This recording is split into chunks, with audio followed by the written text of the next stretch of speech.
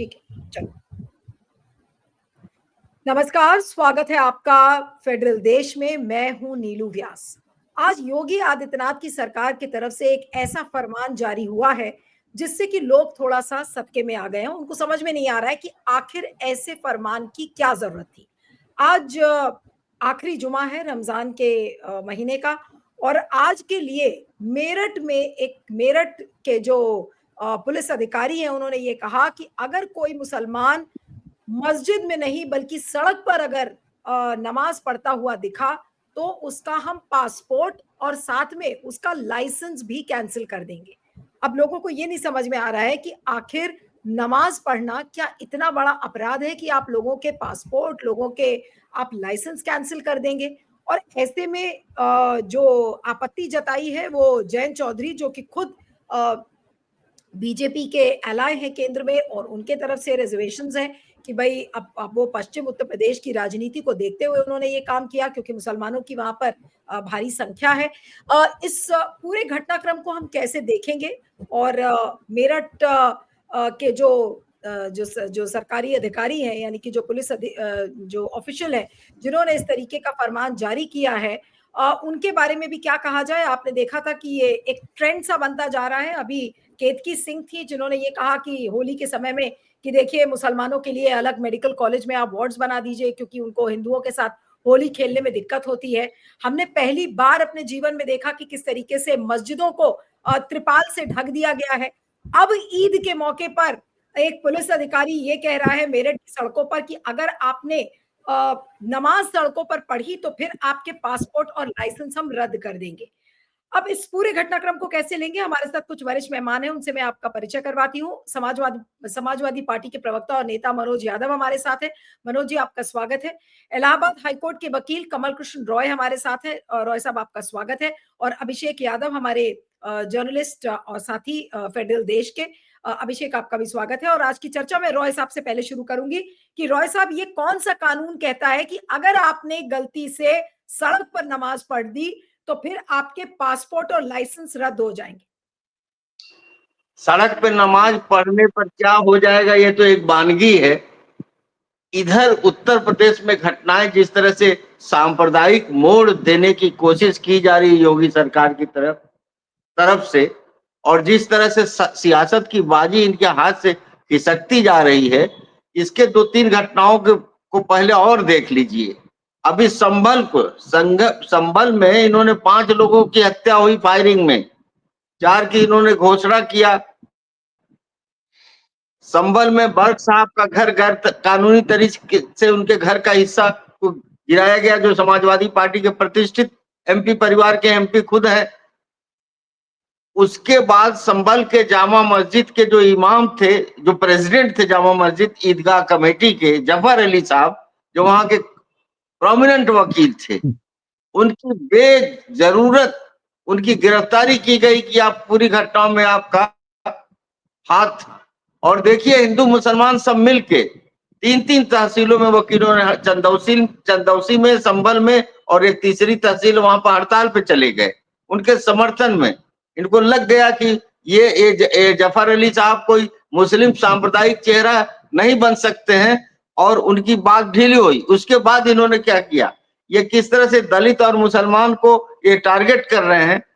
संसद में, राज्यसभा में एक वक्तव्य दिया माननीय रामजी लाल सुमन, उत्तर प्रदेश के सबसे वयोवृद्ध और सबसे सम्मानित सांसदों में, जिनका कदर हर पार्टी के लोग करते हैं। और राणा सांगा को लेकर उन्होंने कोई व्याख्या की, व्याख्या से असहमति किसी को भी हो सकती है। उस व्याख्या में कमियां किसी को भी दे सकते। इतिहास की व्याख्याओं के एक स्कूल नहीं इस देश में। कोई किसी को स्वर्ण युग कहता है, कोई किसी को अंधकार युग कहता है। और कैसे योगी जी आगरे में मौजूद थे, और करणी सेना के नाम पर जितने भी मवाली, जितने भी बिचौलिए, जितने भी गुंडे, जितने भी जेब कतरे, जिस तरह से एक वरिष्ठ वयोवृद्ध सांसद के घर पे हमला किया, तोड़ फोड़ किया, और एक संदेश दिया कि दलित समाज के एक चिंतक को, एक समाज सुधारक को हम इस तरह से सरेराह अपमानित करेंगे। उसके बाद ये घटना आ रही है, ये जो जुमे की नमाज नहीं पढ़ने देंगे सड़क पे। सड़क पे ये कांवड़ यात्रा निकालने देंगे, और कांवड़िए जिस तरह से सड़क पे उत्पात करते हैं, मैं इस सार्वजनिक मंच पर कहने में मुझे हिचक होती है। ट्रेनों में जिस तरह से बदतमीजियां करते हैं, और जिस तरह से उसमें आधा हिस्सा जो है नशे में वो भागते चलते, जिस तरह से सड़कों पे एक्सीडेंट कराते हैं, लूटपाट करते हैं, उन पे पुष्प वर्षा करने के लिए इस सरकार के एडीजी लॉ एंड ऑर्डर के पास हेलीकॉप्टर भी होता है, समय भी होता है। आप कुंभ में स्नानार्थियों को संगम पे आपने पुष्प वर्षा किया, आपने कुंभ क्षेत्र में पुष्प वर्षा किया, सबने सराहा कि देश दुनिया भर से लोग आए हैं इस महापर्व पर स्नान करने, उनको सम्मान मिला। लेकिन ये कौन सा आपने पॉलिटिक्स किया कि ये कुंभ जिसके लिए 300 बीघा जमीन जहांगीर ने दिया था, यह कुंभ जहां पर हाथी पे चढ़ के अकबर जो है मेला देखते थे, कुंभ, यह कुंभ जहां पर 1 महीने तक स्नान करती थी जोधाबाई किले से निकलकर, और कुंभ में उस पार जो अरैल वाला क्षेत्र है, वहां का जो शंकर महादेव का मंदिर है, उसकी जमीन का दान औरंगजेब ने दिया, उसका दान पत्र है, उसकी शाही फरमान मौजूद है। उस कुंभ में आपने कह दिया कि मुसलमानों का प्रवेश नहीं होगा। यह कौन सा उत्तर प्रदेश है जिसमें कि कुंभ जैसे एक सांप्रदायिक सौहार्द के मेले में, जहां पर गांव गिराव के किसान मजदूर, किसान कर्मचारी सब आते हैं करोड़ों लाखों की संख्या में, आपने कहा मुसलमान नहीं घुसेंगे। वही मुसलमानों ने अपने मस्जिद, दरगाह और मदरसे में आपको शरण दिया, जब एक्सीडेंट के बाद लोग मर रहे थे और लोग बेहाल थे, बदहवास थे। वही मुसलमानों ने आपको खाना दाना पानी दिया, शरण दिया। धर्मशाला तो नहीं खुले, मंदिर तो नहीं खुला। तो ये इनकी जो है, जो इनको जो सबसे बड़ा संदेश मिला है, वो अयोध्या में समाजवादी पार्टी के कैंडिडेट ने जब इस राम जन्मभूमि के गर्भगृह में कांग्रेस भाजपा को हरा दिया, और जब चित कर दिया पूरे उत्तर प्रदेश में, उसके बाद कुंभ के महा आयोजन के बाद योगी जी को लग रहा था कि दिल्ली के सिंहासन का एक और एकमात्र वारिस और उत्तराधिकारी मैं हूं। और उनको आरएसएस से संकेत भी मिला कि मोदी जी को बाध्य किया जाएगा कि 75 साल का जो उन्होंने एक वचन निभाने के लिए मजबूर किया वयोवृद्ध, अपने गुरुओं को उन्होंने जिस तरह से, जैसे लोग कहते हैं औरंगजेब ये क्रूर था और वो शाहजहां को जेल में डाला, तो ये बहुत उदार है, इन्होंने अपने राजनीतिक पिताओं को किस तरह से जेल में डाला। जोशी, माननीय जोशी जी, माननीय अडवाणी जी और बघेला साहब से लेकर सब लोगों को, वह उदाहरण सामने, ये राजशाही नहीं है, ये लोकतंत्र है। यहाँ जी, पर इनको शाहजहां बना के इनके घरों में कैद कर दिया गया। तो बिल्कुल। ये जो ये योगी जी को लग रहा है कि आरएसएस, और जो 30 तारीख को बैठक होने जा रही, मुलाकात होने जा रही, और नड्डा साहब को यह चर्चा है कि नड्डा साहब को यह फिलर दिया गया कि 30 मार्च को सुनील जोशी जी भी इस वार्ता के में एक पक्षकार रहेंगे। तो हुँ, भाजपा में एक आंतरिक भूचाल सा आया हुआ है, हुँ, और ठीक भाजपा है। में आंतरिक भूचाल। जी। तो ये जो आंतरिक भूचाल की आप बात कर रहे हैं, इस पर तो मैं आऊँगी, लेकिन मैं मनोज यादव से भी इस फरमान के बारे में एक रिएक्शन लेना चाहती हूँ कि जयंत चौधरी और उनकी जो पार्टी है आरएलडी, उसने इसका विरोध किया है एक तरीके से, और वो क्या दर्शाता है, क्यों किया उन्होंने, और क्या कहेंगे इस फरमान के बारे में योगी जी के? जी। देखिए, योगी जी ने जो फरमान निकाला है नीरव जी, वो चिरपरिचित अंदाज से वही चीजें की हैं जो हमेशा से वो करते आए, या जो उनकी पहचान है। दुर्भाग्यपूर्ण ये है कि वो एक मठ के महंत होके अगर इस तरह की बात करते हैं तो कोई बुराई नहीं है, वो उनका अपना सोच हो सकता है, धारणा हो सकती है। लेकिन बुराई इस बात में है कि वो उन्होंने उत्तर प्रदेश में संविधान की शपथ ली है और ये कहा है कि 25 करोड़ आबादी में मैं किसी के साथ कोई भेदभाव नहीं करूंगा। तो भाई कौन सा वो त्योहार हिंदुओं का है, सिखों का है या तमाम सारे उत्तर भारत के स्थानों पे रहने वाले धर्म के लोगों का है जिसमें सड़क का इस्तेमाल नहीं होता? मैं जानना चाहता हूँ। सिख कम्युनिटी को उठा के देख लीजिए, उनका भी प्रकाश पर्व होता है, तमाम सड़कों पे ही उनके जुलूस निकलते हैं। हिंदू समाज का उठा के देख लीजिए, और भी जो कम्युनिटीज हैं उनका उठा के आप देख लीजिए, सड़कों का इस्तेमाल तो सबने किया है। सबसे ज्यादा हिंदू कम्युनिटी के लोग सड़कों का इस्तेमाल करते हैं। हमारा इस बात पे कोई सवाल नहीं है, ना झगड़ा है कि हिंदू ज्यादा क्यों करते हैं, मुसलमान को क्यों कम करते हैं या क्यों नहीं करने दिया जा रहा है, इस पे जरूर मेरा सवाल है। क्या हिंदुस्तान के नागरिकों को दुय्यम दर्जे की नागरिकता प्राप्त है? एक। क्या मुसलमान जो भारत के रहने वाले उनको वोट देने का अधिकार नहीं है? 2, क्या मुसलमान जो भारत के हैं वो शरणार्थी के रूप में रह रहे हैं, वो टैक्स नहीं पे कर रहे हैं, इनडायरेक्ट डायरेक्ट टैक्स नहीं पे कर रहे हैं? 3, या मुसलमानों की वजह से भारत की अर्थव्यवस्था बर्बाद हो गई। इन 4 जो महत्वपूर्ण बिंदु मैं देखता हूं, उसमें से एक भी अगर मुसलमानों से मैच करता हो या जिसकी वजह से भारत के सिस्टम को गड़बड़ी मिलती हो तो बता दिया जाए। अब ये कह देने से कि औरंगजेब आक्रांता था, तो मैं तो इस पे हंसता हूँ और खूब जोर-जोर से हंसता हूँ और सवाल पूछता हूँ कि नहीं, ये तो वो तो आपका रिश्तेदार था। मैं तो साफ शब्दों में कहता हूँ, योगी जी को बुरा लगे तो लगे। अगर औरंगजेब, अकबर, शाहजहां, जहांगीर का कोई रिश्तेदार था तो वो जो लोग राजपूत घराने थे राजस्थान के, उन्हीं उन्हीं लोगों के यहाँ उनकी रिश्तेदारियां थी। रोटी बेटी का संबंध था। सेनापति थे, महत्वपूर्ण पदों पे थे, टोडरमल थे, तानसेन थे और बहुत सारे जो उनके नवरत्नों में से थे, वो सब उनकी अपनी हिस्सेदारी थी। मान सिंह थे। तो जो ये सारी चीजें करी जा रही, वो नफरत की पाठशाला को और तीव्र करने के लिए ये सारी चीजें नीलू जी करी जा रही हैं। योगी आदित्यनाथ से मैं इसी की उम्मीद करता हूँ। इसके अलावा योगी आदित्यनाथ जी उत्तर प्रदेश को 1 ट्रिलियन, 2 ट्रिलियन, 3 ट्रिलियन टाइप की इकोनॉमी बना नहीं पाएंगे। कोई आइकॉनिक बिल्डिंग या कोई आइकॉनिक उत्तर प्रदेश में पॉलिसी इम्प्लीमेंटेशन करा नहीं पाएंगे और अर्थव्यवस्था का बंटाधार करेंगे। एक काम किया है उन्होंने, जो कुंभ का जिक्र हमारे वकील साहब ने किया है, सब कुछ अच्छा था, लेकिन लगभग 12,000 से 15,000 करोड़ के बीच पैसा खर्च हुआ। उसमें बहुत बुरी तादाद में भ्रष्टाचार में पैसा खर्च हुआ, क्योंकि उसके हालात ये बताते थे कि मुझको लूट लिया गया। कुंभ को महाकुंभ की जगह महालूट वाला कुंभ कहा जाना चाहिए था। ये बात मैं एज ए उत्तर प्रदेश के नागरिक की हैसियत से कह रहा हूँ। एज ए प्रवक्ता कहूंगा तो कुछ और तीखा बोलूंगा। लेकिन इंपॉर्टेंट ये है कि मुसलमानों को नमाज पढ़ने में, अगर एक दिन की नमाज बकरीद की या ईद की या जुमे की या अलविदा की नमाज एक दिन पढ़ने के लिए अगर किसी सड़क का आधा इस्तेमाल हो गया, आधे घंटे के लिए, 5 मिनट के लिए, 10 मिनट के लिए, तो फिर इतनी दिक्कत क्यों? मुझे ये लगता है कि शायद अगर योगी आदित्यनाथ, आरएसएस, बीजेपी ये नहीं करेगी तो इनकी सरकार धड़ाम से गिर जाएगी, बहुमत की सरकारें खत्म हो जाएगी, क्योंकि देश की जनता के पास बड़ी विकराल समस्याएं हैं और विकराल समस्याओं का ध्यान जनता का भटकाने के लिए इस तरह की चीजें की जाती हैं।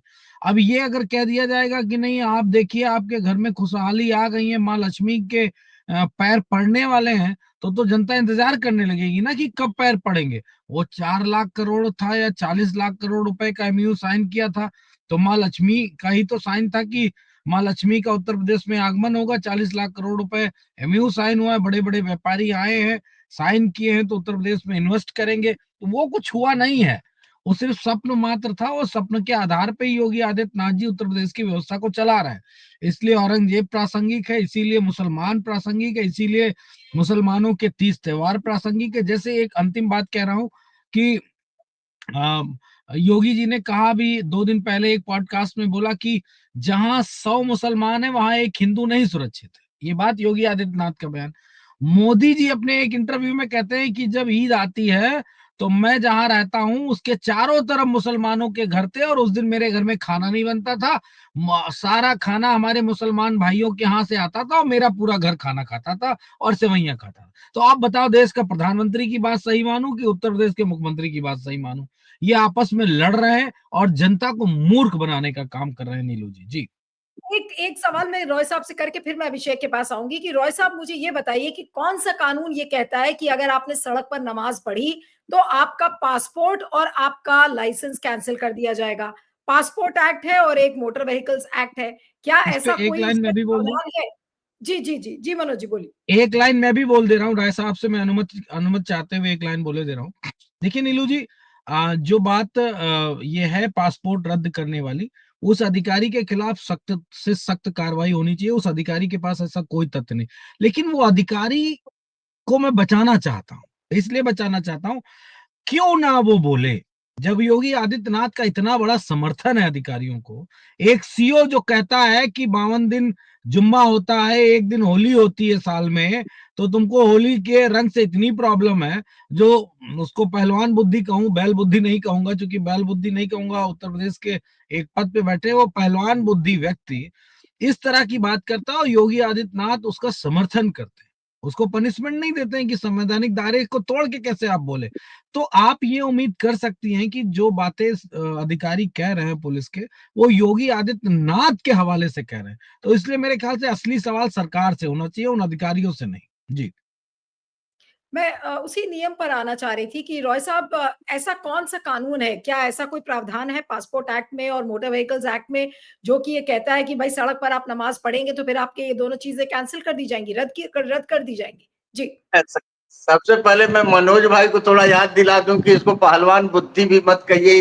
इस दंभी अहंकारी सांप्रदायिक सोच के अफसर को पहलवानों ने तो वो मिसाल कायम की, हमारी पहलवान बेटियों ने इस देश में नारी अस्मिता की लड़ाई को, अपने सम्मान की लड़ाई को, अपने अधिकार की लड़ाई को और उत्पीड़न के खिलाफ अपनी आवाज को जिस तरह से सामूहिक रूप से बुलंद किया, मैं तो चाहता हूं कि हर बेटी का दिमाग उन पहलवान बेटियों के दिमाग की तरह, और हर भाइयों का भी दिमाग उन पहलवान बेटियों के दिमाग से मिलता जुलता हो। जहां तक देखिए लाइसेंस की बात है, हर कानून के लिए किताब है, रूल्स एंड रेगुलेशन एक्ट है, उसमें प्राधिकारी, निहित प्राधिकारी की व्याख्या है कि कौन प्रिस्क्राइब्ड अथॉरिटी होगा जो आपके लाइसेंस को देगा या आपके लाइसेंस को सस्पेंड करेगा और कैंसिल करेगा, और सबके लिए एक प्रक्रिया निर्धारित है। अगर आपके पास जो है पासपोर्ट है और पासपोर्ट कैंसिल होना है, तो उन आधारों को देखा जाए कि उन आधारों में कोई आधार बनता है कि नहीं, फिर नोटिस दी जाएगी, फिर आपका उत्तर लिया जाएगा, फिर उत्तर के बाद एक रीजनिंग ऑर्डर पास किया जाएगा। क्रिप्टिक एक लाइन के आधार से कैंसिलेशन नहीं होता। वही मोटर व्हीकल एक्ट में ड्राइविंग लाइसेंस की आरटीओ दफ्तर में अधिकारी बैठते हैं, ड्राइविंग देते समय वो आपका आपका आई टेस्ट करेंगे, आपका सेहत की जांच करेंगे, आपका ड्राइविंग की ट्रेनिंग का भी एक टेस्ट लेते हैं। और ड्राइविंग लाइसेंस, रैश ड्राइविंग हो या नशे में आप गाड़ी चला रहे हो, या आपको आप सिग्नल नहीं समझते, लाइट का ज्ञान नहीं है, इन आधारों पर, लेकिन ये कोई स्पॉट सर्वे पर नहीं कर सकते हैं, इसके लिए आपको नोटिस देनी पड़ेगी। ये इस तरह की बात करके इन अधिकारियों ने यह बता दिया है कि इन अधिकारियों को पता नहीं किस परीक्षा में पास हुए, किस प्रशिक्षण विद्यालय में इन्होंने ट्रेनिंग किया है, और कौन से अधिकारियों के मातहत इन्होंने काम किया है। या तो ये सीधे सीधे गाइड हो रहे हैं, ये कानून से नहीं गाइड हो रहे हैं। ये उत्तर प्रदेश में ये जो कौन सा मार्ग है जिसमें मुख्यमंत्री जी का बंगला है, उस बंगले में जो मुख्यमंत्री की कुर्सी है, वहां से जो अहंकार निकलता, वहां से जो हिंदुत्व की दूषित प्रदूषित गंदी राजनीति निकलती है, उसमें ये अपने पोस्टिंग प्रमोशन के लिए कह रहे हैं।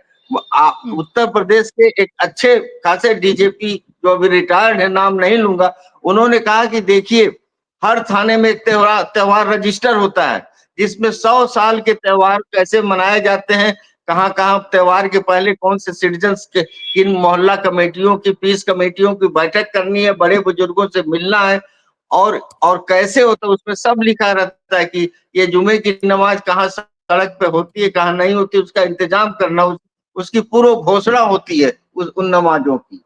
तो ये कोई भी हिंदू मुसलमान की मिली जुली बस्तियों में रहते हैं इलाहाबाद में, और उसके पहले मऊ आजमगढ़ में रहे, तो हम लोग देखा कोई घंटे से ज्यादा का कोई नमाज, घंटा तो मैं बहुत बढ़ा के कह रहा हूँ, लेकिन ये जो पूरा का पूरा कांवड़ चलेगा, लेकिन ये जो पूरा का पूरा जो है यात्राएं चलती हैं और ढेर सारे पूजा पाठ के वो चलते हैं, कोई मुसलमान तो नहीं रोकता।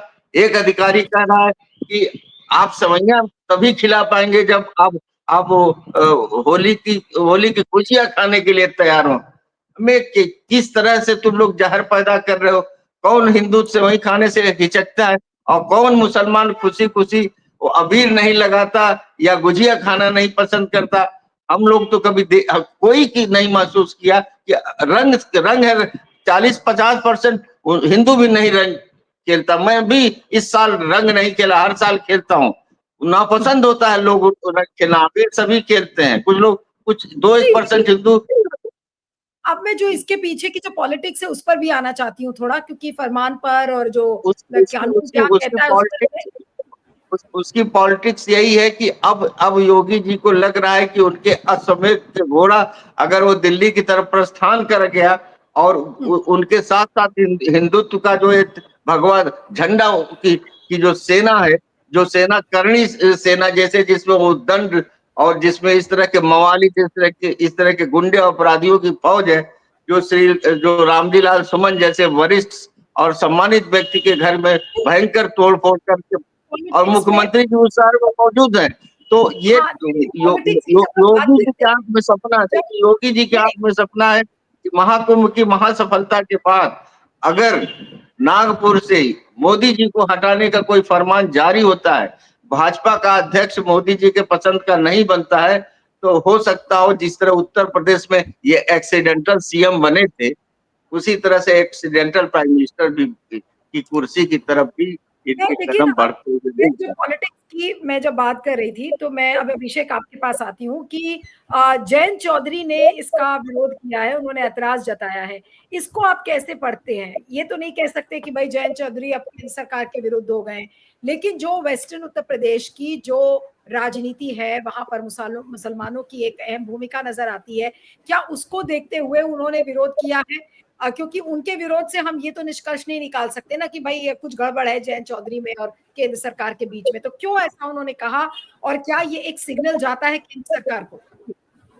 देखिए नीलू, अगर हम जयंत चौधरी की बात करेंगे तो जो उनकी पार्टी है राष्ट्रीय लोकदल, अगर हम चौधरी चरण सिंह जी की तरफ जाते हैं, सबसे पहले तो वेस्टर्न यूपी में खासतौर पे मेरठ, बागपत, गाजियाबाद और आप उससे आगे मुजफ्फरनगर की तरफ का एरिया जो लेंगे, वहां पे जो राजनीति है वो किसानों पर आधारित राजनीति ज्यादा है। कास्ट या फिर अगर हम बात करें धर्म की राजनीति वहाँ इतनी प्रभावशाली नहीं रही है।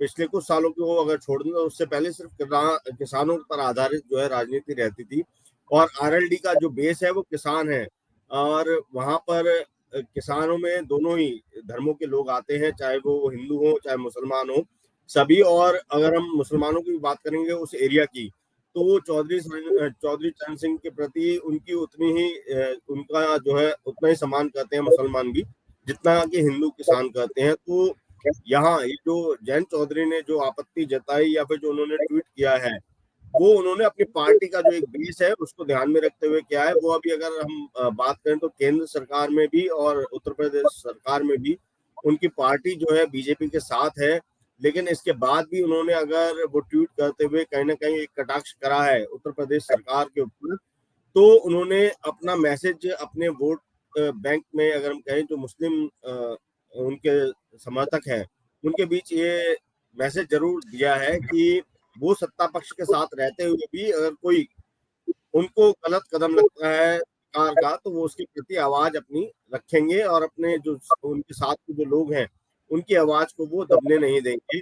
और यहाँ पर अगर जयंत चौधरी की बात करें तो देखिए 2027 में अभी चुनाव भी है उत्तर प्रदेश के अंदर, तो वो बीजेपी के साथ हैं और आने वाले समय में ये पता चलेगा कि वो बीजेपी के साथ रह के ही चुनाव लड़ते हैं या नहीं लड़ते हैं, वो उनका अपना डिसीजन होगा और कई परिस्थितियों को देख के वो उस डिसीजन को लेंगे।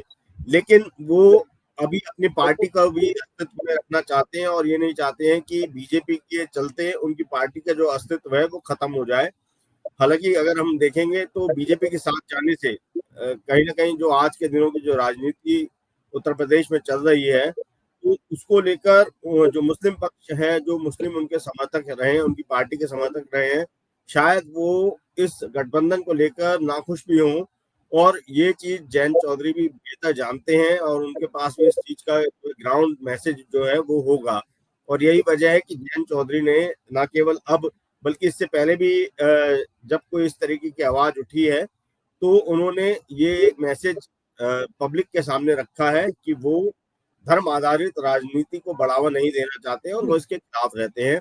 यहाँ पर एक चीज और मैं कहूंगा, जैसे मेरठ में जो पुलिस के जो एसपी हैं उन्होंने ये जो आदेश निकाला है, देखिए होता क्या है कि कई बार जो अधिकारी होते हैं वो नेताओं को खुश करने के लिए शायद बियॉन्ड द लाइन भी आगे वो चले जाते हैं। तो शायद यही कुछ मुझे ये भी लग रहा है, क्योंकि आप एक लॉ एंड ऑर्डर की सिचुएशन को कंट्रोल में रखने के लिए अगर कोई ऐसा आदेश पारित कर भी रहे हैं तो उसका एक तो प्रॉपर आपको कारण बताना होगा और उस कारण के आधार पर ही जो है कानूनी कार्रवाई बनती है वो होगी। लेकिन जिस तरीके से उन्होंने सीधे पासपोर्ट कैंसिलेशन का लिखा या फिर ड्राइविंग लाइसेंस का लिखा, तो उसका एक कोई तर्क भी होना चाहिए, कानूनी कोई जुड़ाव भी होना चाहिए। तो ये सारी चीजें मुझे लगता है कई बार अधिकारी भी एक्स्ट्रा चले जाते हैं और इस तरीके से ज्यादा जो वो आदेश पारित कर देते हैं या फिर वो अपने मुंह से ही ओरली कोई चीज ऐसी बोल देते हैं जिसकी वजह से विवाद और भी ज्यादा बढ़ जाता है।